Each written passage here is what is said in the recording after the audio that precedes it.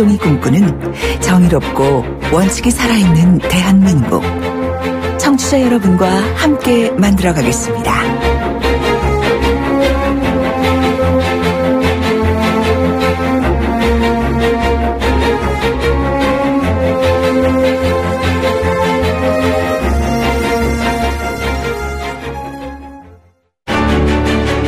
깨끗하고 정직하게, 투명하고 순수하게, 올림픽 정신을 평창수에 담았다.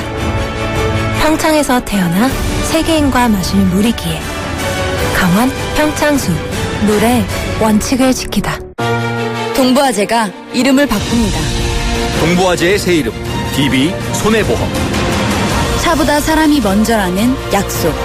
가족 사랑을 지키는 약속. 이름이 바뀌어도 그 약속은 그대로입니다. 동부화재의 새 이름 DB 손해보험. 뭐 먹지? 뭘 고민해? 태즈메니아산 아젤버거지. 무슨 소리? 세계적 프리미엄 와규지. 헐, 대박! 100% 한우 불고기 몰라? 하나도 놓칠 수 없다. 아재 와규 한우 불고기. 롯데리아. 소통은 편해지는데 왜 사람들은 더 외로워지는 걸까요? 마음이 통하는 세상을 꿈꿔온 조아름 씨. 그 꿈이 손편지 사업으로 이어졌습니다. 진심은 언제나 통한다고 믿어요. 아름 씨의 꿈이 세상에 없던 길을 만듭니다. 기프트카가 그 길에 함께하겠습니다. 현대자동차 그룹. 돌려보고 비틀어보는 오늘의 이슈. 이종훈의 뉴스 측면 승부. 오늘 핫 이슈 한 가지 돌려보고 비틀어보겠습니다. 이종훈 박사 오셨습니다. 안녕하십니까? 네, 안녕하세요. 오늘 이슈는 뭡니까? 제보자. 이 영화 제목인데요. 아, 그렇죠. 예, 영화 같은 제목. 사건이 벌어졌습니다. 아, 또 이제 박주원 의원 이야기 하시는 거죠? 아, 예, 맞습니다. 예. 경향신문이 오늘 보도를 한 내용이죠. 예. 그러니까 2008년 10월 달에 한나라당 주성영 의원이 대검찰청 상대로 한 국정감사에서 김대중 전 대통령 100억 원 비자금 의혹을 제기를 했습니다. 예.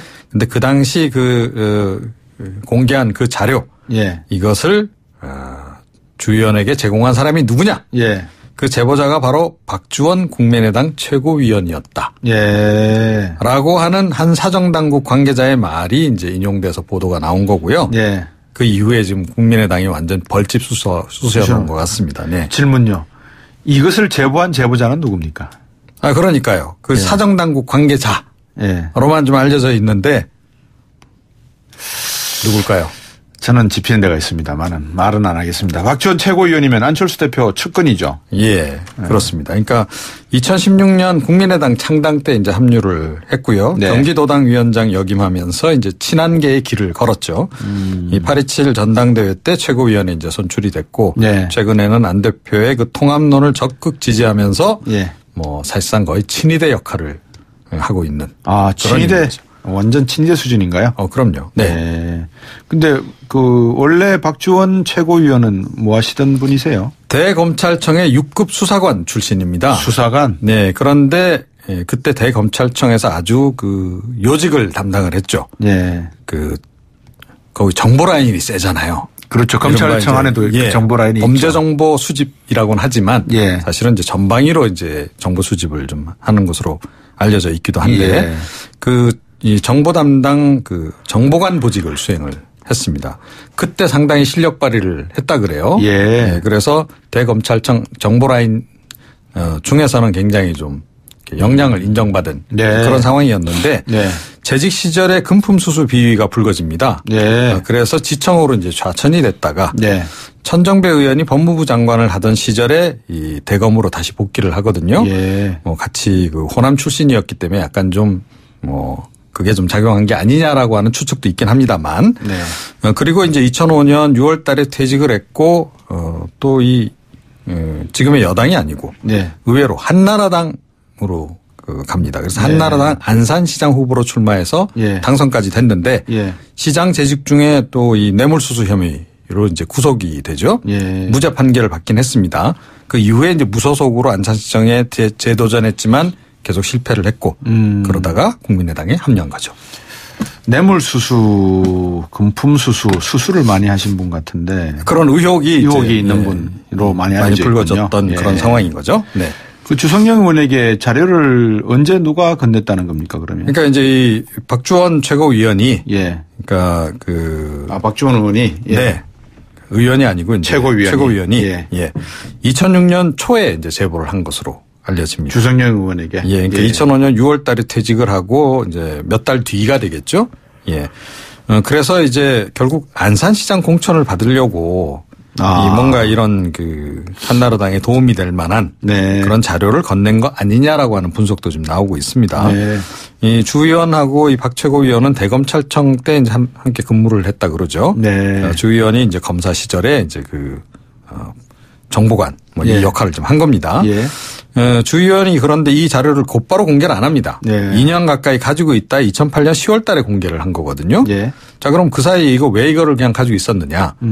추정컨대 뭔가 약간 증거가 좀 부족하다라는 생각을 했던 게 아니겠느냐. 그러니까 주 의원이 이제 2008년 10월 달에 공개한 것이 100억 원짜리 양도성 예금 증서인데요. 그 발행일이 2006년 2월 달로 돼 있습니다. 그래서 이 주 의원이 제보를 받긴 했는데 뭔가 확실한 증거를 좀 찾다가 이명박 정부가 들어선 이후에 그러니까 이제 여당이 됐잖아요.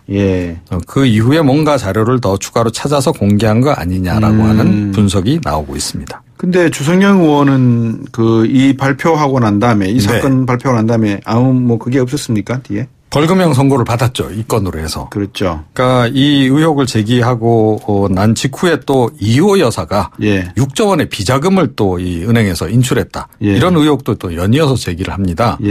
그 이후에 이제 김대중 전 대통령하고 이호 여사가 이제 고소를 했죠. 그래서 2010년도에 이제 검찰이 허위사실 유포 혐의로 약식 기소를 이제 했고요. 주 의원이 이것과 관련해서 정식 재판 청구를 하지 않습니다. 그래서 300만 원 벌금형으로 이제 끝난 거죠. 결국은 허위 정보를 제공했다 이렇게 법원에서도 판결한 거네요. 네, 그렇게 이제 볼 수 있는 거죠. 그러니까 지금 논란이 이제 일면서 이 박주원 최고위원이 지금 해명하기를 처음에 해명은 이랬습니다. DJ 비자금 제보를 한 적 없다. 완전히 대하소설급이다. 그러니까 거의 전면 부인을 한 겁니다. 그런데 이제 오늘 오후에 들어서는 DJ의 비자금이라고 특정해서 제보한 사실이 없다. 이렇게 또 살짝 말을 바꿨네요. 그러면 제보는 했다는 거 아니에요? 네. 제보를 하긴 했다는 사실을 인정을 했는데 이제 그 비자금 관련한 내용이 꼭 DJ 것이다라고 특정 짓지는 않았다라고 지금 이야기를 하고 있는 건데 글쎄요. 설득력이 있나요? 안철수 대표는 뭐라 그럽니까? 안철수 대표 최측근이라면서요? 예. 타격이 크죠 뭐라 하겠습니까?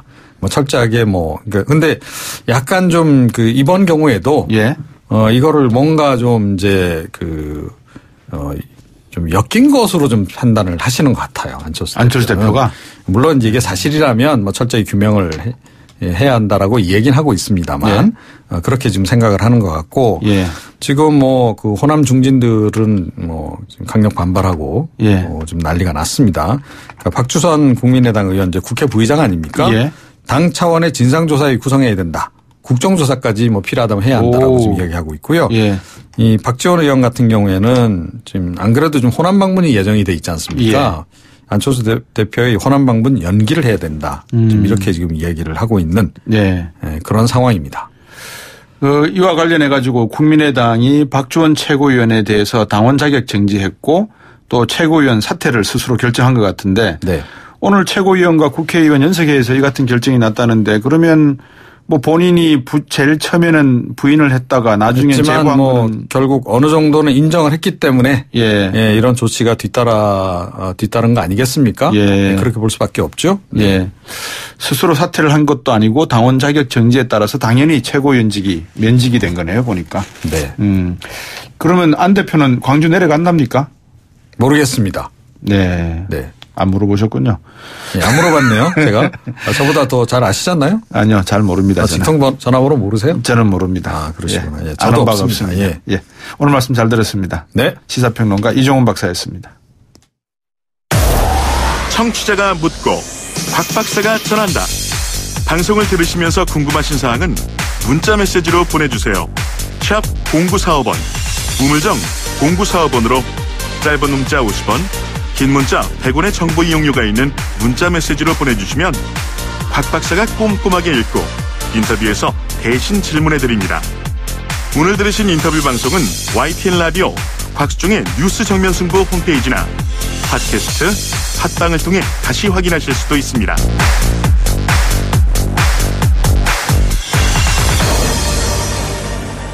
자, 다음 주 화요일이면 자유한국당 차기 원내대표 이제 선출되는데요. 친홍준표 후보로 본인은 직접 뭐 그렇게 말씀은 안 하셨는데 일단 뭐 언론은 그렇게 이야기하는 것 같습니다. 김성태 의원 지난번 저희 방송과 인터뷰 하셨습니다. 그리고 이제 친박계 홍문종, 유기준 의원 이렇게 불리는데요. 모르겠습니다. 두 분께서는 또 어떻게 생각하는지 모르겠지만 중립 단일 후보인 한성교 의원 이렇게 지금 4파전 양성이라고 합니다. 지금 중립 단일 후보는 조경태 의원이나 여러 중립 후보 오늘 그저께인가요? 만나서 아마 한성교 의원으로 단일화를 했다는데 한성교 의원이 중립이에요? 친박계 아니었어요? 자, 홍문종, 유기준 친박계라고 불리는 두 분이 계시는데 이 중에 먼저 사선의 유기준 의원 전화 연결해서 말씀 한번 나눠보겠습니다. 안녕하십니까? 네, 유기준입니다. 안녕하세요. 네. 유진 의원님, 제가 자꾸 친박, 비박 이렇게 친홍 그러길래 제 자신도 그런데 친박 맞습니까? 개파 문제 어떻게 보십니까? 예, 처음 시작할 때 청취율을 올려야 돼서 그런지 말씀이 굉장히 도전적 공격적이네요. 예. 이해하십시오. 우리가 이제 계보 이런 이야기는 더 이상 할 수 없는 사정이고. 제가 이전에도 이야기했습니다.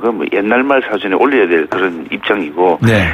그로 인해서 당내 분열이라든지 갈등이 더 심화되는 거지. 네. 지금 계보 운운하는 사람은 우리 당에 이제 거의 없습니다. 이제 중요한 게 지금 갈등 분열에서 벗어나서 일치되고 단합된 모습으로 한마디로 화합과 단결이 필요한 그런 상황인데 이제 개파를 운이하는 것 자체가 의미가 없을 뿐만 아니라 그렇게 말한다면 이제는 시대착오적인 사고방식이죠. 김성태 의원도 그때 연결했을 때 그렇게 여쭤보니까 그러다가 쪽박 찬다 그러더라고요.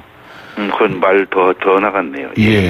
그 홍문종 의원하고 단일화는 어떻게 보십니까?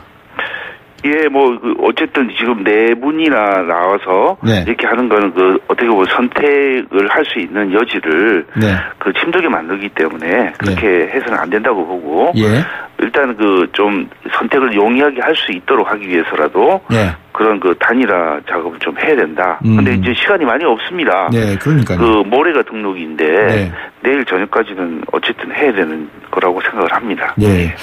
우리 유기준 의원의 어떤 출사표 그리고 어떤 심정을 제가 이해할 수 있는 부분이 이 대목입니다. 불구덩이로 뛰어드는 것이다. 이렇게 경선을 표현했다고 하시는데 어떤 뜻입니까? 지금 우리 자유한국당을 둘러싸고 있는 환경이 너무나 어렵습니다. 여름에 있다가 가을이 없이 바로 겨울로 간 그런 형국이라고 볼 수 있는데 겨울이 되게 하기 위해서는 몸을 좀 만들고 또 이제 옷도 준비도 하고 숙소도 겨울에 맞춰서 해야 되는 전혀 그런 상황이 없는 상태에서 여름에서 겨울로 왔기 때문에 굉장히 힘든 그런 상황이 있습니다. 근데 또 한편으로는 의원들이 의정 활동을 잘할 수 있도록 환경도 조성을 해줘야 되는데 지금 좀 그렇지 않거든요.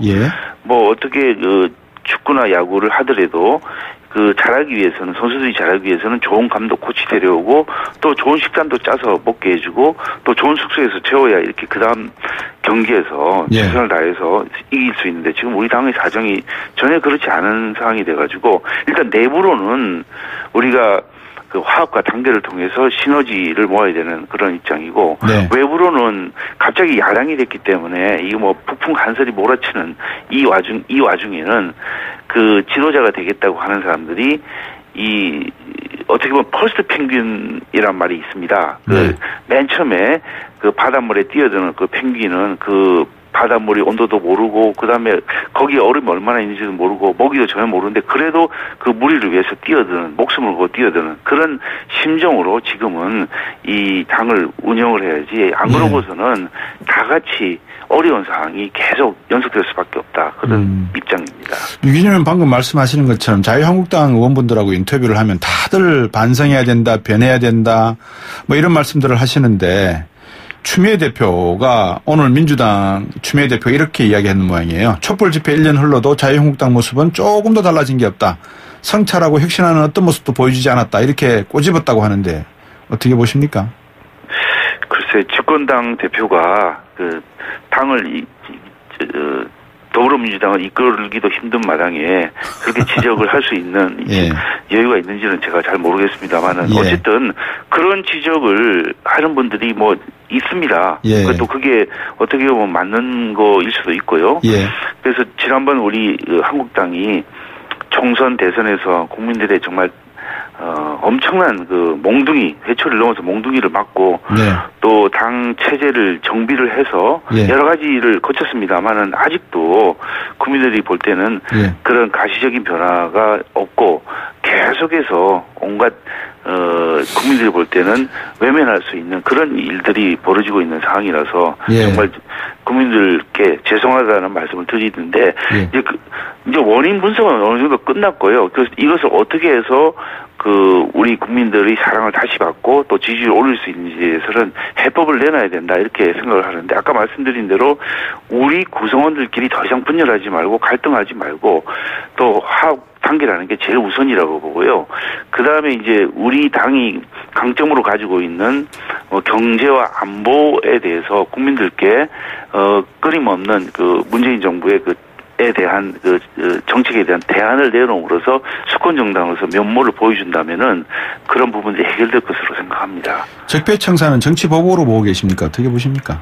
뭐 저희들로서는 뭐 그렇게 생각을 하고 있고 이게 지금 그로 인해서 뭐 수사를 받고 또 뭐 그런 것들이 아무래도 지금 야당에 많이 치우쳐져 있지 않습니까? 네. 그래서 좀 그 균형으로 봐서도 그렇게 생각할 수밖에 없는데, 근데 아직도 많은 국민들께서는 방금 말씀하신 대로 적폐청산이 우선이라고 보는 거기 때문에 네. 저희들로서는 아주 곤란한 입장에 와 있는 것은 사실입니다. 이제 앞으로 원내대표가 되시면 지방선거, 그다음에 개헌, 선거구제 개편 여러 가지 굵직굵직한 현안들을 다루셔야 될 것 같은데 홍준표 대표와의 입장이 어떠신지를 여쭙고 싶습니다. 최근에 홍준표 대표가 지방선거하고 개헌 투표, 국민투표는 함께 가면 안 된다 이런 얘기를 했는데 어떻게 보십니까? 네, 그렇습니다. 이게 지방선거도 뭐 지방정부를 구성하고 지방의원을 뽑는 선거이기 때문에 굉장히 중요한 것이긴 합니다만 여기다 대고 그보다 더 중요할 수 있는 개헌의 국민투표를 같이 한다? 이거는 좀 뭔가 처음부터 출발이 잘못됐다고 보고 있고요. 네. 이게 별개의 항목이고 또 별개의 중요성을 가진 거기 때문에 네. 따로따로 해야 되고 더구나 지금 이제 개헌 특위에서 예. 이 새로운 그 개헌안을 마련 중인데 이거 예. 여당과 야당 사이에 이 권력에 대해서 어떻게 민주당은 현재 이제 4년 중임제를 주장을 하고 있고 우리 한국당은 분권형 대통령 또는 이제 이원 집정부제를 하고 있어서 여기에도 지금 큰 의사 차이가 있고요. 네. 의견 차이가 있고 또 그 안으로 들여다보면은 경제 민주화의 정도는 어느 정도로 할 것인지 예. 또 이제 통일에 대한 것은 어느 정도 그 헌법에 담을 것인지 또 지방자치는 어느 정도 할 것인지 이런 부분에 대해서 예. 그 강론에 들어가면 상당한 이론이 있기 때문에 예. 올해는 고사하고 내년 초라도 이런 합의한 단일화를 만들기 어려운 그런 상황에 와 있습니다. 예. 그런데 이걸 안도 마련돼 있지 않는 그런 사정에 또 안을 만들기도 어려운 사정에 내년에 지방선거에 같이 붙인다? 이거는 물리적으로도 어려울 테고 말씀드린 대로 이 사안이 다른 본질적으로 완전히 사안이 다른 것을 억지로 묶어서 하는 그런 거가 되기 때문에 네. 이거는 할 수가 없는 상황이라고 보여집니다. 예. 홍준표 대표의 여러 가지 이제 말씀하시는 걸 두고 유기준 의원께서 다원삭궁이다. 즉 말을 많이 하면 할수록 더 빈곤해진다. 이렇게 표현을 하셨는데 이 부분에 대해서는 어떤 의미로 그렇게 말씀을 하셨는지요? 예, 홍준표 대표가 지난 대선 때 출마도 했고 또 현재 그 당을 위해서 많은 노력을 하고 있는 것은 사실입니다. 지금 이 어려운 당을 네. 누가 맡더라도 다 힘들 텐데 그러면서 굉장히 고생을 하고 수고를 많이 하고 계십니다만 한편으로는 또 어떨 때는 좀 적절치 못한 용어를 쓴다든지 또 네. 불필요한 말을 하면서 이게 보수정당의 대표로서 좀 적절치 못한 그런 말을 하기 때문에 비판을 받고 있는 게 또 사실이거든요. 네. 그래서 사용하는 언어부터 좀 품격이 있는 말들이 좀 필요하다고 보여지기 때문에 제가 다원삭궁이란 말이 많으면 그 자주 곤란한 처지에 빠진다는 그런 고사성어입니다. 도덕경에 나오는 거죠. 예. 예. 그래서 제가 원내대표라면 예. 이게 서로 진지하고 긴밀하게 소통하되 당의 화합을 위해서는 꼭 필요한 그런 예. 말씀을 해달라 예. 이렇게 당부드리고자 합니다. 진짜 아까 제가 조금 전에 여쭤봤습니다만 선거구제, 그다음에 개헌 문제 이렇게 축직한 사건들이 안건들이 남아 있는데 앞으로 이거는 어떻게 처리하실 건지 하고 그다음에 바른정당과의 통합 문제 이거를 또 우리 유기준 의원께서는 홍준표 대표는 샘문이 열려 있다 이렇게 말씀하시는데 어떻게 보시는지 요 세 가지만 제가 짧게 여쭤보겠습니다. 예, 선거구제나 개헌 이 문제는 굉장히 좀 중요한 겁니다. 예. 또 어떻게 보면 이제 우리가 어떤 게임을 할 때 룰을 정하는 건데 그럼 네. 참가하는 사람들이 거기에 다 동의를 해야 그 게임을 할 수 있는 건데 이것을 마치 정당이 과반 이상이 찬성하면 할 수 있는 것 같이 하는 것은 이것은 네. 그런 관례가 맞지 않을 뿐만 아니라 네. 게임에 참가하는 그 기본 룰을 정하는 원칙에 벗어나는 거기 때문에 네. 그렇게는 할 수 없다고 생각을 하고 있고요. 예. 개헌 문제는 좀 전에 말씀을 드렸습니다만 예. 이게 진지하게 다시 국민의 그렇죠. 의견을 모아가지고 하야될 필요가 있다고 생각을 하고요. 예. 그 다음에 이제 아직 우리하고 뿌리를 같이 했었고 또 한편으로는 그렇죠. 보수를 대표하는 또 다른 정당 바른정당과의 소위 말해 통합 문제가 남아 있는 것은 사실입니다. 네. 근데 이제 샘문이 열려 있다 이런 표현을 홍 대표께서 쓰셨습니다만은 저는 샘문이 아니라 예. 이게 쪽문이라는 표현도 쓰고 싶고 어떤 대문은 열려 있다 이러시면 되죠. 어떤 때는 지하로도 올 수 있고 공중으로도 올 수 있는 건데 이게 국민들이 바라는 거는 아직도 보수가 분열돼 있으면서 국민들이 보수에 대해서 바라는 그런 열망을 양당이 실현하지 못하고 있다 이렇게 생각을 하기 때문에 이게 통합의 형식이 됐든 아니면 또 다른 형식이 됐든 당의 양당의 힘을 합쳐서 국민들의 여망에 부응하는 게 필요하다고 생각을 하고 있습니다. 잘 알겠습니다. 오늘 여러 가지 질문에 자세히 답변 주셔서 고맙습니다. 잘 들었습니다. 네, 감사합니다. 네, 자유한국당 유기준 의원이었습니다. YTN 뉴스 FM 7시 뉴스 듣고 3부로 오겠습니다.